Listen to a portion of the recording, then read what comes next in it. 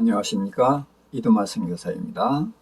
오늘은 창세기 21장 아비멜렉과의 이야기 두 번째로서 아비멜렉이 아브라함을 찾아와서 불가침 조약을 맺자, 그렇게 해서 이제 언약을 하고 맹세한 브엘세바에 대해서 말씀 전하려고 합니다. 21장 이제 22절에 보면은 그때의 아비멜렉과 그 군대 장관 비골이 아브라함에게 말하여 이르되 네가 무슨 일을 하든지 하나님이 너와 함께 계시도다. 자, 이렇게 말을 했습니다. 그러니까 지금 아비멜렉이 아브라함을 찾아오는데 군대 장관과 함께 찾아옵니다. 자, 군대 장관이 뭐 하는 사람입니까? 그럼 다들 이제 싸우는 사람. 그런데 군대 장관 싸움 안 합니다. 군대 장관은 국방을 책임지는, 국가의 안전을 책임지는 사람이죠. 그래서 아비멜렉이 군대 장관과 함께 아브라함을 찾아왔다는 이야기는 국방에 관련된 이야기다. 이런 이야기를 하려고 찾아온 것이다 라고 봐야 됩니다. 자, 아브라함은 자기 땅에 사는 나그네입니다. 그러면 왕이 그를 보려면은 사람을 보내서 부르면 되거든요. 근데 왕이 그를 찾아왔다. 자, 여기서 벌써 그 위치가 정해집니다. 그래서 내 이름을 창대케 하리라 하는 그 하나님의 약속을 여기서 또 지키시는 것이다. 저는 모든 아브라함에게 일어나는 일들은 하나님과 관련된 것으로 봐야 되는 것이거든요. 그래서 아브라함을 찾아와서 국방에 관련된 이야기를 하려고 한 것이다. 그러니까 하나님은 여기서도 아브라함을 높여주신 거다. 자, 그런데 찾아온 이유가 뭐냐 하면 하나님이 너와 함께 하신다는 거예요. 자, 그러면 어떻게 이것을 아비멜렉이 알까요? 자, 아비멜렉은 아브라함에 대해서 잘 몰랐습니다. 그러니까 아브라함이 나이가 많고 사라도 나이가 많다는 것을 생각을 못했던 거거든요. 그런데 이제 알고 보니까 아브라함도 나이가 많고 사라도 나이가 많았다는 것을 아는 거예요. 자, 그런데 문제는 하나님이 그 사라를 취했을 때에 나타나서 아주 호통을 하면서 내가 아내를 취했기 때문에, 아브라함의 아내를 취했기 때문에 내가 너를 징계한다, 이렇게 말씀을 하셨단 말이에요. 자, 그러니까 의로운 사람도 멸하시렵니까 하고 따졌거든요. 자, 그런데 하나님께서는 안다, 네가 의로운 줄 안다, 그렇기 때문에 내가 사라와 동침하지 못하게 해서 내게 범죄하지 못하게 했다, 이렇게 말씀을 하셨단 말이에요. 그러니까 하나님은 아브라함이 잘못한 것을 알고 있으면서도 아브라함의 편을 들어주고 아브라함의 손을 들어주신 분이라는 거죠. 자, 그것이 이제 아비멜렉에게는 가장 두려운 것입니다. 그러면서 내가 무슨 일을 하든지, 무슨 얘기예요? 아비멜렉이 경험한 것은 아브라함이 거짓말한 거예요. 자기 땅에 사는 나그네인데 그가 큰 부자이고 그런 것 정도는 보였지만 개인적으로는 전혀 몰랐는데 사라를 취하다가 보니까 아직 아브라함은 거짓말을 했단 말이죠. 근데 하나님은 거짓말을 한 것을 알면서도 아브라함을 높여주고 자기를 재앙을 내렸단 말이에요. 자, 그래서 그것이 두려운 건데, 그럼 그때 경험으로 어떻게 알았냐? 자, 그래, 할아버지 할머니라는 걸 이제 알았는데 이 노인네들이 아들을 낳았단 말이에요. 이게 불가능하잖아요. 그러니까 아비멜렉은 이 하나님을 경험했으니까 아브라함이 아들 낳았다? 이야, 이 하나님이 이 거짓말쟁이 아브라함하고 함께 하는구나. 그래서 그걸 인정을 한 거예요. 자, 그래서 23절입니다. 그런즉 너는 나와 내 아들과 내 손자에게 거짓되이 행하지 아니하기를 이제 여기서 하나님을 가리켜 내게 맹세하라. 무슨 얘기냐 하면은 아브라함 보고 거짓말 하지 말라는 거예요. 그걸 맹세해 달라는 것입니다. 자, 세상에 이런 맹세가 어디 있습니까? 그런데 아비멜렉으로서는 이럴 수밖에 없는 거예요. 그 아브라함이 거짓말을 했는데도 불구하고 하나님은 아브라함의 손을 들어준다는 거예요.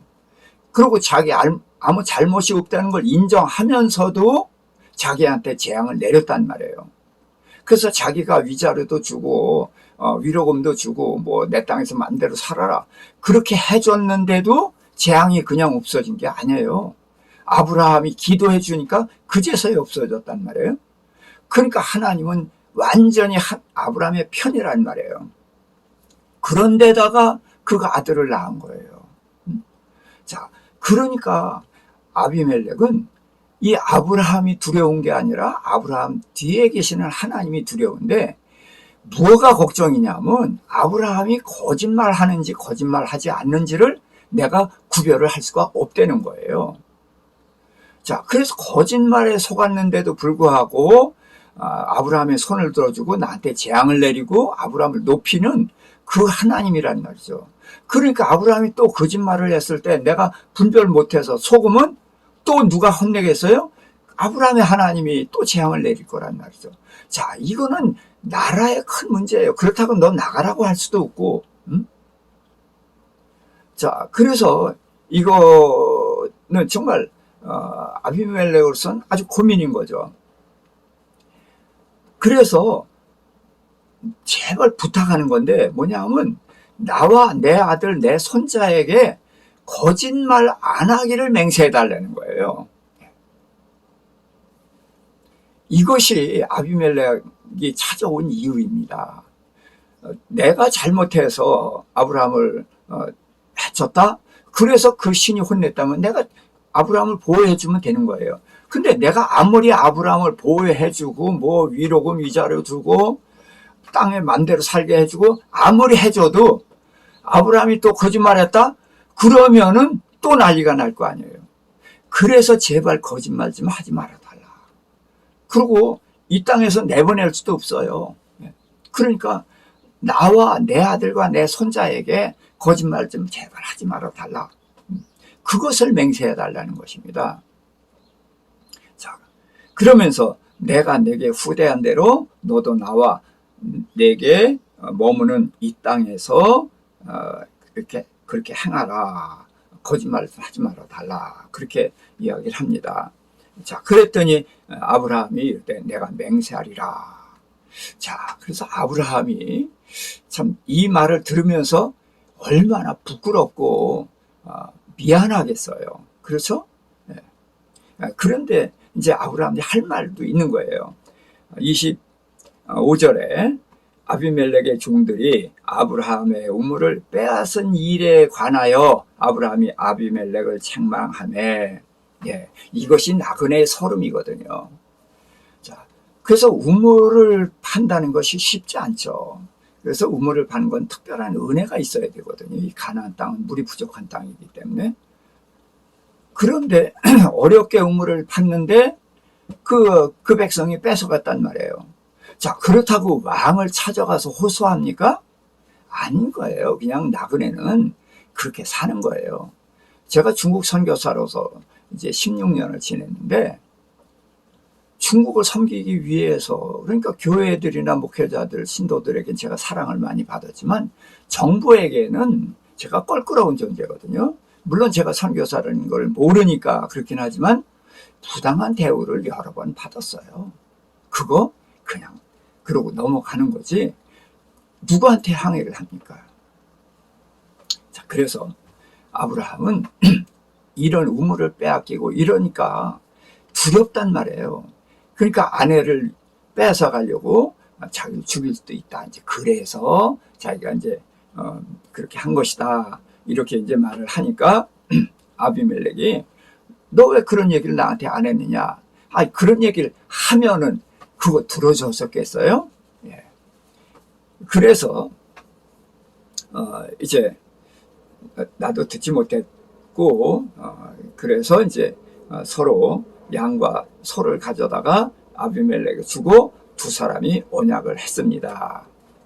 자, 그래서 이제 두 사람이 언약을 맺었는데, 자, 여기서, 하나님이 어떤 분인가. 자, 아브라함에게 17장에서 전능하신 하나님이라고 그러면서 이렇게 말씀하셨어요.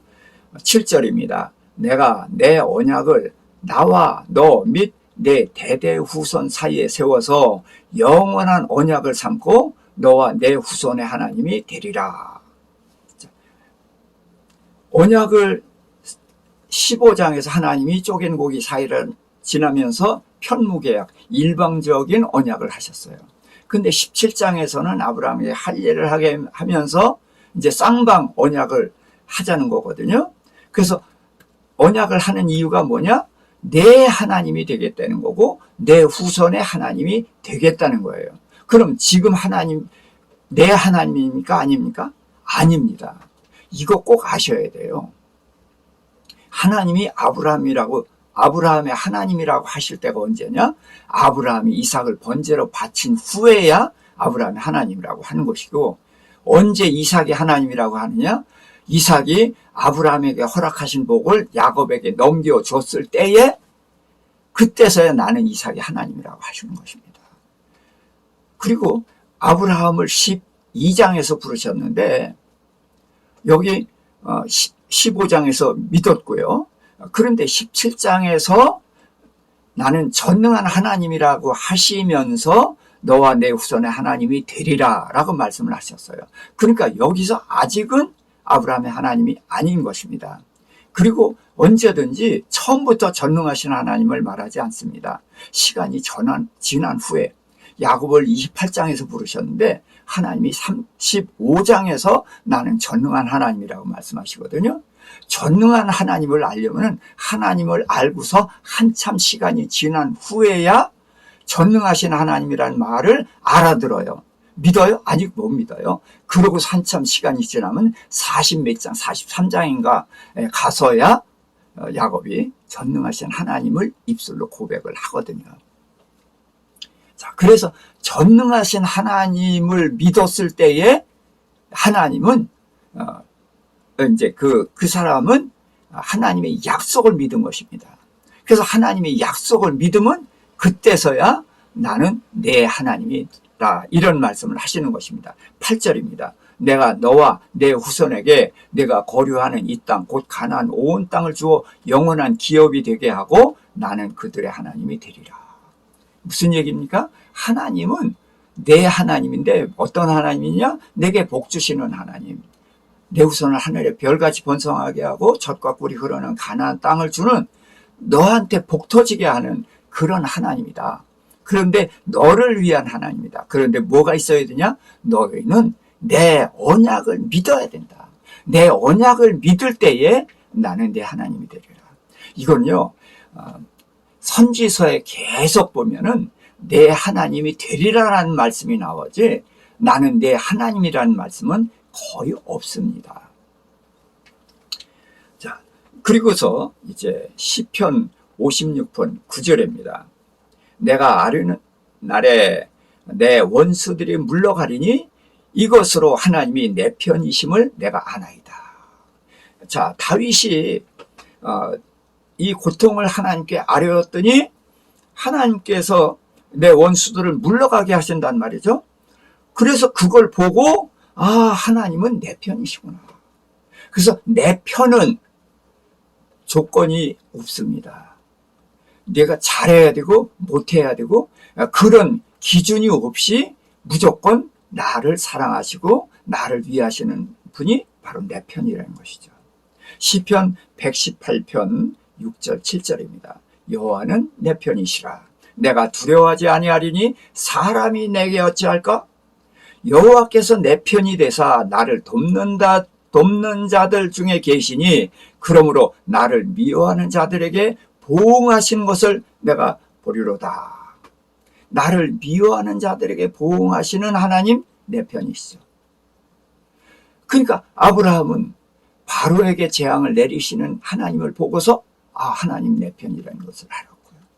또 조카로 잡혀갔을 때 그 내왕을 죽이고 찾아오게 해주신 그 하나님이 내 편이라는 걸 경험했어요.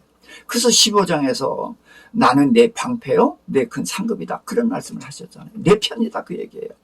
그리고 여기 20장에서 아브라함은 할례를 했고 이제 하나님의 전능하심을 믿어야 되는 때에 아내를 아비멜렉에게 주어서 하나님의 모든 계획을 망쳤을 때에도 하나님은 내 편이셨다는 거예요. 그래서 아브라함은 여기서 하나님은 내 편이시다.